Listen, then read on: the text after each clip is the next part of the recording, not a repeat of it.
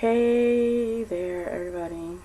Um, so today is day 7 of my RUHCUS project, and I am having a rough day. I just have to tell the truth about it. I was really hesitant to post this blog because there's a part of me that feels like feels this weight of needing to carry and support everybody who's in this process, and everyone needs a cheerleader sometime, right? And so I feel like I need to be the cheerleader for people, which means that it's hard for me to be willing to be honest in my own vulnerabilities, which is some historical ish, right? I've been dealing sort of with that for a long time, like wanting to help, and so not being honest about where I am in the process of wanting to be strong for other people. But I would be being dishonest to the process, and I'd be being dishonest to the people who are doing this as well, who I think will probably have days when they are terrified and scared and not feeling good, too. And so it's really important that I talk about those days too, even though they are sort of where some of my biggest vulnerability is in that sort of openness. But I'm sort of having real standard, right, your standard body stuff, like I've been on the road for 5 weeks, and I just got home last week, the day before I did the shaving ceremony, and I gained 6 pounds on the road, and I'm feeling really unhappy about that 6 pounds. And it's interesting, I don't feel mad at my body, right? I feel mad at the states where I was, right? That where the options were so poor. I spent that time in Norfolk, Virginia, and then traveling across Louisiana for an HIV testing tour.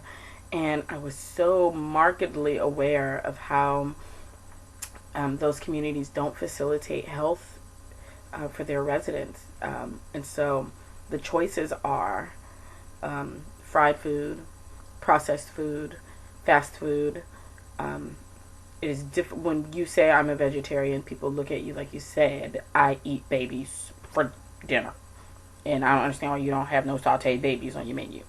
And so it's brought up a lot of frustration for me is around the larger issue of privilege. One, as it relates to food, because I recognize that I'm in a privileged position to be able to be a vegetarian, and to be able to have access to really good, healthy, fresh food, and people in my home who cook amazing chef-like food for us. But the other thing is, it kicks up my outrage around the social injustice of eating in this society and how people are set up, right? Part of the cycle of hating your body is to give you things that destruct your body. And then when you see the results of that destruction, you're angry at yourself rather than angry at some of the circumstances that lead to that. The reality is that yes, there are patterns of eating and ways that we have developed habits. My mother fries doesn't fry anymore, but everything is cooked in at least a stick of butter. It doesn't matter what it is. And she is committed in her brain to that being the way that she eats, so oh well. But the other part is, it's also all she's ever been given to some extent. It's what the options are in her community. There is a Wendy's, and there is a McDonald's, and there are Chinese carryouts, and there are 2 really janky grocery stores where the wilted greens are marked up 1,000%, and there is no organic food options nearby, and the one little health food store is so insanely expensive that someone who is working poor would never be able to afford to eat it. And so there is just huge classism and racism around the way in which we do food in this country. In Louisiana, I eat fried food every day, and I eat delicious food. And it wasn't fried every day, but it was in butter and sauces and da da da. And the options are so minimal as it relates to accessing healthily prepared food. And so it kicks up a lot of my anger around the injustice of food in society. And it makes me deal with my own choices around eating. Even though I really did feel like I made some of the best decisions I could make when I was on the road, which makes me angry that those are the options that people are given. So that's part one. And then part two is that I'm not feeling pretty. I just have to really be honest. Wow, I hate saying it. I feel like I'm betraying the unapologetic posse because I'm not confident today, right?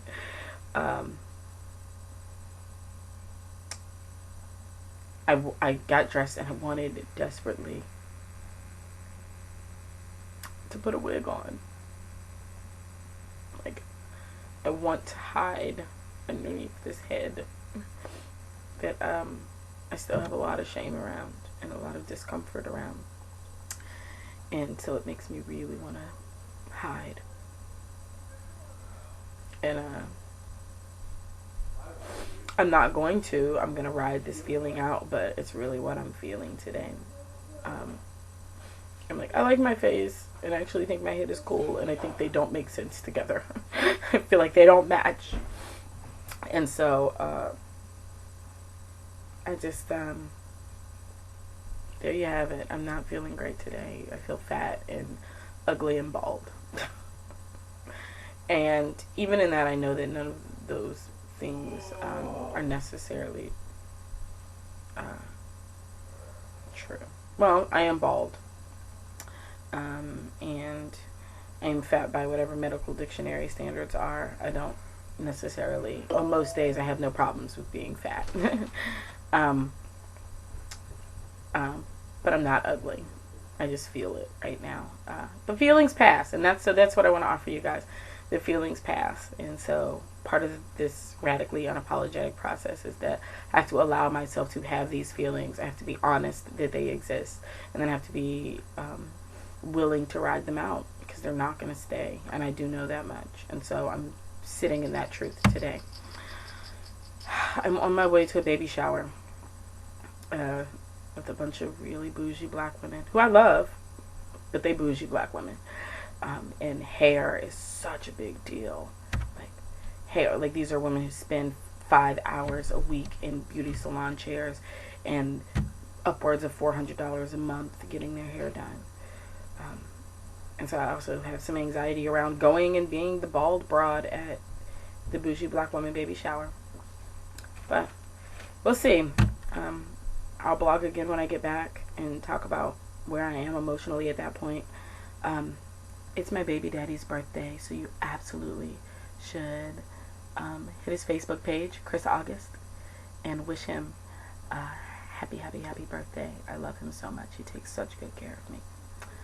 Alright, guys. I'll talk to you soon. Bye-bye.